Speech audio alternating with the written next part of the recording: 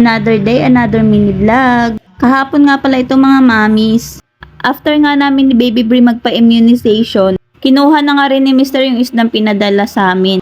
Nilinis ko na nga rin agad para nga mailagay sa ref kasi galing pa nga to ng rumblo. Ito nga pala ako maglinis mga mamis, kapag tulingan nga tinatanggalan ko ng buntot at hinihiwaan ko nga sa bandang tiyan para paghila ko nga nung hasang ay kasama lahat ng laman, lahat ng kinain ng isda.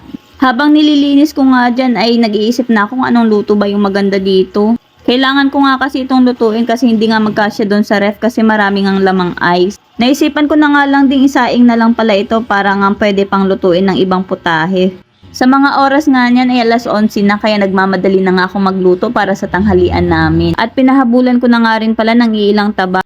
Asin, bawang, luya at sili nga lang yung nilagay ko dyan mga mamis. At para nga sa tanghalian namin, nagluto lang pala ako mga mamis ng buttered garlic seafoods. Nung gabi pa nga lang ay napag-usapan na namin ni Mr. na ito nga yung uulamin namin para sa kinabukasan. Kaya pagkakuha nga niya nung isda ay dumaan na rin siya sa Bloomingtreet para makapagpalengke. Nagmamadali na nga ako dyan kaya hindi ko na sa inyo napakita na nilaga ko nga pala yan saglit. Pero saglit lang naman kasi baka ma-overcook nga. Minikos-mekos ko nga lang yan ng mabilisan dahil nga tanghali na at nagugutom na nga rin kami. O diba, ang sarap ng ulam namin pero wala pa nga yung 300. Hindi yan umabot ng 300 mga mamis basta madiskarte nga talaga. Madiskarte nga yung mister ko na may pagkaburaot kasi bumili ng 1/4 na tahong. Buti na lang binentahan siya kasi hindi talaga nagbebenta ng 1/4 na tahong. Napalaban na naman nga kami sa pagkain neto. At tiyara, ito na nga pala yung sinaing ko kanina. Sobrang sarap niya. O, tingnan nyo. Muntik na nasunog. Pero masarap pag ganyan nga yung pagkakaluto. Nagabihan nga ay naggrocery yung mister ko. Ito na nga at inaayos ko na nga.